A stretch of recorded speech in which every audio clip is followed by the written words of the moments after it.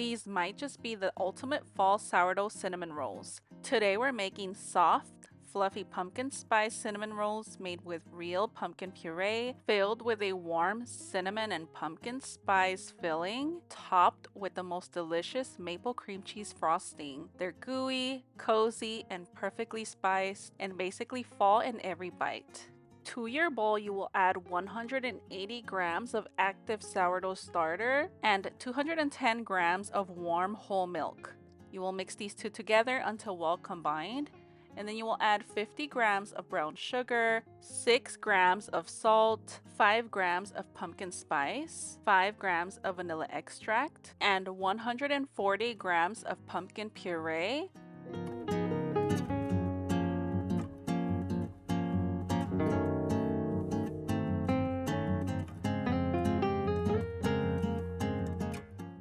You want to give everything a good mix, that way everything is well incorporated, and then we will add 2 whole eggs and we will mix everything together once again.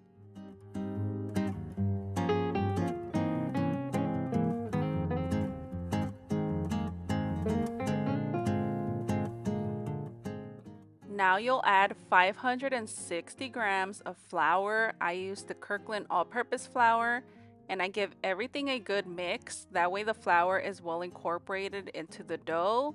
And then once it's well incorporated, I am going to put this in the stand mixer so it can knead it for 15 minutes until everything is well incorporated and the dough is pulling away from the sides of the bowl. This is after the 15 minutes of mixing, and now we're going to add the butter. We're going to add 1 stick of unsalted room temperature butter. Now you let the stand mixer knead the dough for 10 additional minutes.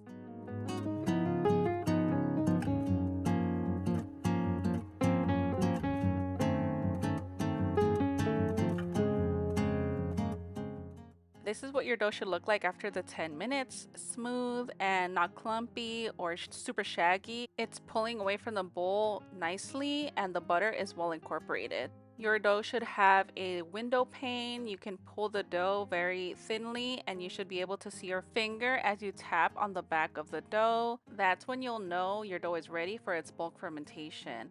I also like to put the dough into a different bowl. I am using my silicone bench scraper just to get the dough out of this bowl, since this dough is stickier. Even though it does get a window pane, you can see that it is sticky and it'll just come together at the end. I do like to grab the scraper and kind of pull the dough towards the center, trying to make it into a ball. That way I can see it rising and it's bulk fermentation. So this is what I like to do, and then I let it sit on the counter for a few hours until the dough has risen enough. This is after its bulk fermentation. You can see that it has risen quite a bit. I now put it in the refrigerator for a cold proof because cold dough will help us spread it out easier, since this dough is a little bit on the stickier side. So now I'm flouring my surface. I also put some on top and the bottom of the dough, that way it doesn't stick to the mat itself.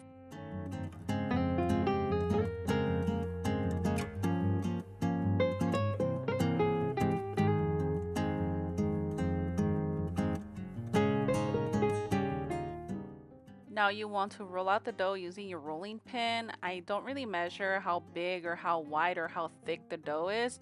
I just go based off of intuition, I guess. But you could make your dough a little bit thicker or a little bit thinner. It's all preference. Now we will add our filling, which is 1 stick of unsalted softened butter with 180 grams of brown sugar, 1 tablespoon and a half of ground cinnamon, 1 teaspoon of pumpkin spice, and a pinch of salt. You want to mix everything together until you get this paste right here.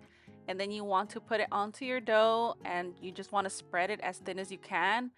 I don't like to add too much because I don't want it to ooze out. But if you want to add a thick layer, you can go ahead and do that. I just add enough that covers the dough.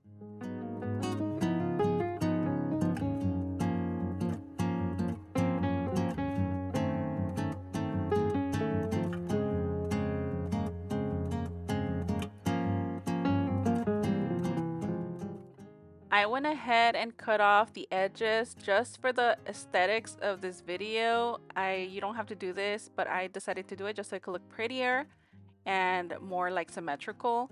But I'm using the mat to guide me on how to cut this dough. You could use your fingers just to measure, or any other techniques that you guys have seen online. But I'm just going to cut the dough using the mat to guide me, as I mentioned, and using the bench scraper to cut. These were 1 inch wide, but you can do them a little bit bigger. I do like them 1.5 inches as well if I want them really, really big.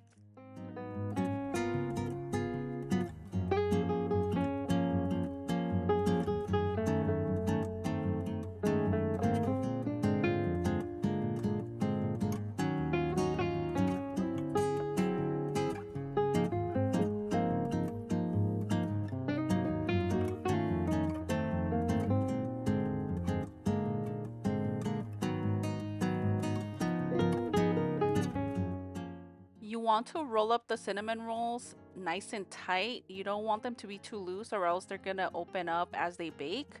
You can see that they're tight right here, but not overly tight where they're gonna tear the dough. They look super pretty. I do have an 8x8 baking dish with parchment paper on the side where I'm putting the dough as soon as I'm done rolling them. They look so pretty, and I'm not the best at shaping things or like cinnamon rolls. I struggle with cinnamon rolls a lot, but I think today, I don't know, maybe it's for the video, they decided to come out like perfect. I love how they look on camera, and I was so proud of these. So you just want to go ahead and roll them up. I forgot to mention that I did leave a little bit of dough at the top without any cinnamon sugar filling. That way I can use that to kind of seal the edge of the dough. That way it doesn't really open up as it bakes. I did get 10 cinnamon rolls and they look super pretty. I let them sit on the counter for 2 hours.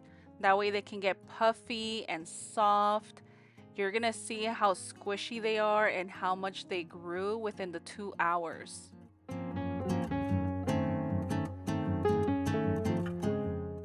I do cover them with plastic wrap, that way they don't get dry or crusty or anything like that. And then look at this puffy, delicious cinnamon roll. They look super fluffy. I'm going to give it a little poke so you guys can see how it bounces back. Like, you can see the indent of my finger. They're super soft and fluffy. So now we add a little bit of heavy cream. You don't need to add this much. If you do, the top will have a little bit of crunchy pieces, but the bottom and the inside is going to be super soft. If you want your cinnamon rolls to be just soft, just put a little bit of heavy cream, not as much as I did. And then you want to put either aluminum foil. I have extra of these pans, so I'm using them as lids. And you want to bake these cinnamon rolls at 350 degrees for 15 minutes with the aluminum foil on. The foil will help keep a lot of that moisture within the dough so they don't dry out. And then you bake them for an additional 25 minutes without the foil. That way they can get nice and brown and toasty. And this is the end result. The internal temperature of your cinnamon rolls should be from 200 to 210 degrees Fahrenheit.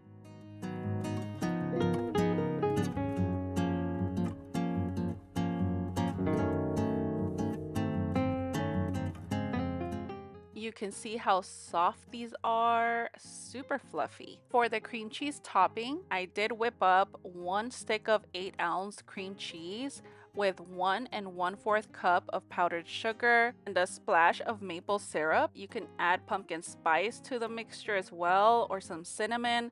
I just wanted a little bit of contrast between the frosting and the actual cinnamon roll. As always, the ingredients of everything is going to be listed in the description below. That way you guys can screenshot it if you like. If you made it to the end of today's video, I want to thank you so much for supporting my channel and for being here. I hope you guys are enjoying this fall sourdough series. I'm having so much fun making all of these fall recipes because these are some of my favorite, and I hope you guys are also enjoying them. Thank you so much for watching today's video, and I'll see you guys in my next one.